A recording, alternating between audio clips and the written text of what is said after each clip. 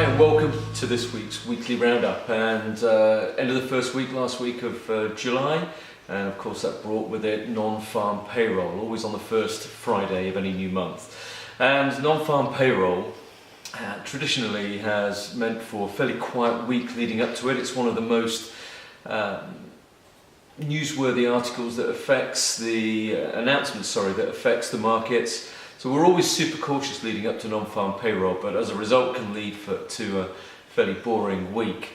We're beyond that now, and actually non-farm payroll had little impact last week for once, which is a real change. So we're looking forward to a more exciting and more back to normal trading week this week. Certainly we've started well with a long position on the euro yen, and we'll see what the rest of the week brings. But right now I think trade still with a bit of caution. We are leading up to a fairly low liquidity period. It's holidays just around the corner, and already people are taking summer leave. So we will certainly be stepping away from the trading desks maybe 5th, 6th, 7th of August, maybe a little earlier. I can't put a definitive date on it. We always make a sort of, not really a last minute decision, but a decision nearer the time, certainly a week before, as we see how the markets are flexing. And that's what we're going to be doing. So we're going to be focusing on our strategies. We're going to be making sure that we stick to our rules and really pick out the best of the best trades this week. I do still think that we are in a sort of fairly difficult period, and I think that come September we'll all know where we're at.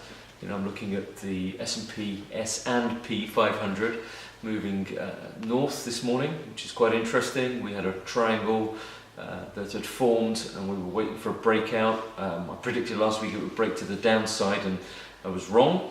We didn't trade it because we had no degree of certainty on that, and certainly our strategies didn't point towards a trade. And there you go, our strategies have kept us out of the market, and it's pushing forward.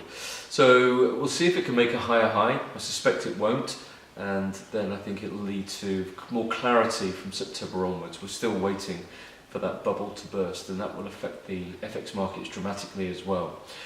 So stay safe, use your trade management, employ your risk management, don't deviate from that, and have a very good trading week. I'll catch you next Monday.